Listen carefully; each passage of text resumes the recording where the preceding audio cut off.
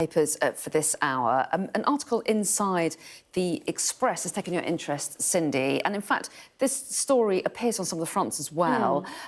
Perhaps because Reform are holding a conference today, but a lot of focus on what kind of progress they seem to be making in the polls. Yes, absolutely. So we talked about the More in Common poll, which suggests that that Reform could have some dozens more seats in the next election, which is incredible considering they only have 5 at the moment, and before last election they had none at all. But as in the Express, they also mentioned polling from a political consultancy called Electoral Calculus, which shows that if Reform has only 28% of the public's vote, they could be the largest party in Parliament. That's extraordinary. And with 31%, they could even be in government. So it is extraordinary. Obviously, the next election is quite a few years away. Anything could happen then. But we are potentially seeing a kind of a once-in-a-century disruption to the two-party system. And the fact that Nigel Farage has actually managed to ride this wave of, first of all, Brexit, actually coming good with some of the things that he didn't manage to do with UKIP.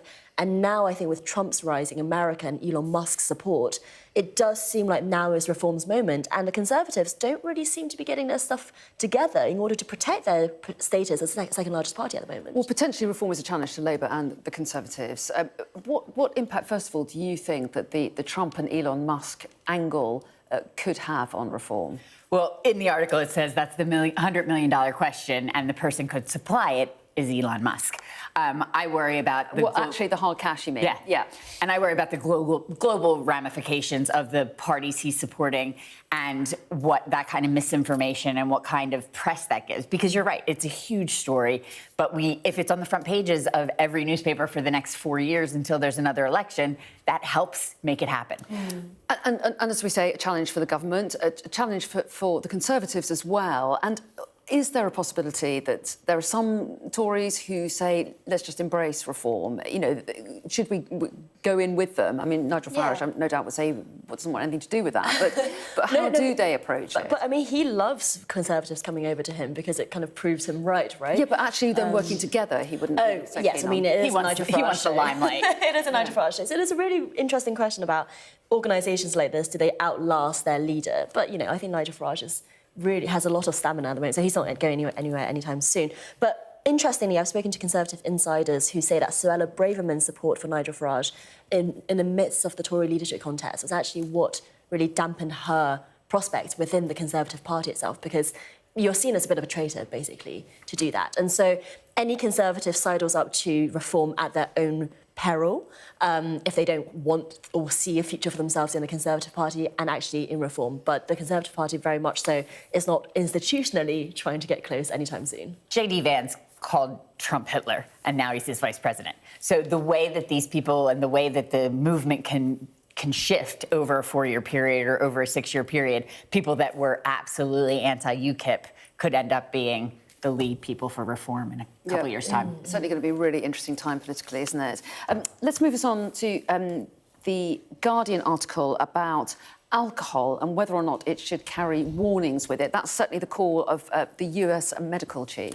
Yes, and it's 7 different types of cancer that they're saying that alcohol needs to really, really clarify what it can do. And I didn't realize until reading all of this how much it had to do with breast cancer, but it's also liver cancer, esophageal, mouth, colon and rectal cancer. And that's really interesting in terms of the amount of people that have been drinking for so long and what those habits are doing to our bodies as we age and as we live longer, and just how much cancer is caused by alcohol, which was never really the correlation. Like, we've talked about impaired driving and we've talked about pregnancy, but having it specifically be about cancer is a really new... Well, yeah, and also it does raise the question again about to what extent the state intervenes to try to persuade people to change their behaviour. I mean, we've had warnings on cigarettes packets for well, years. You've also got this age-related ban now for people under a certain age, then they will never be able to buy cigarettes in this country, making us kind of the only country in the world who have done that. So I wouldn't put it past this government to basically put much more limits. I mean,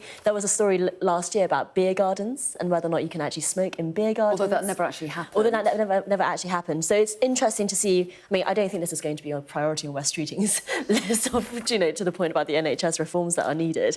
But I think, ideologically speaking, the government will not be opposed to more intervention. Generation Z, it's really interesting to point out, it's not even starting to drink. A lot of Generation Z is at 40% less drinking than our generations were. So I think it's interesting that it's not necessarily about the labels, it's about lifestyle and how they're being brought up in a different way to not have gin o'clock every day and all of the humor. Like, I stopped drinking 5 years ago and friends struggle to get a birthday card that isn't making jokes about booze. And it's that cultural shift has to happen, I think, more than necessarily just warnings. Yeah, and particularly in this country, that it is very much part of the culture, isn't it? Take us on to another sort of health-related issue inside the Times, Cindy, and this is about the rise in the number of people who've been diagnosed with ADHD.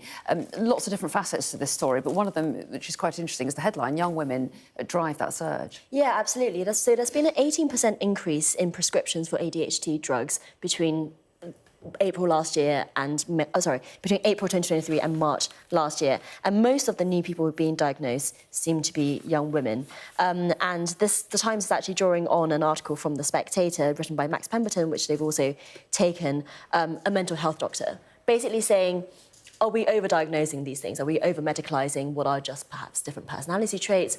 Or in the case of young millennials and Gen Z, is it a technology, social media-driven phenomenon where if you're spending all your time on TikTok watching 1 minute long videos, no wonder you have attention deficiency. So how much of it is a condition?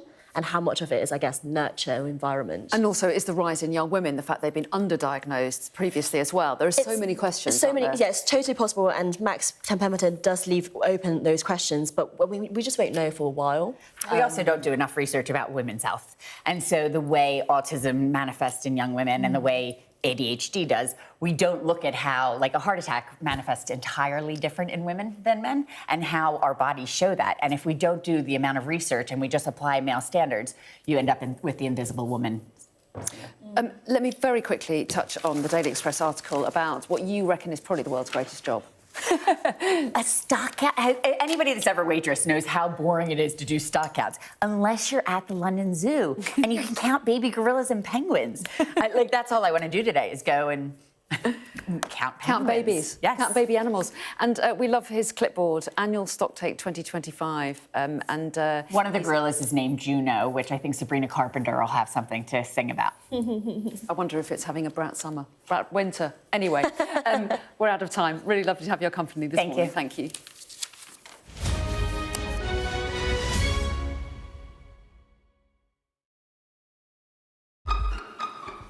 We've got your Sunday mornings covered.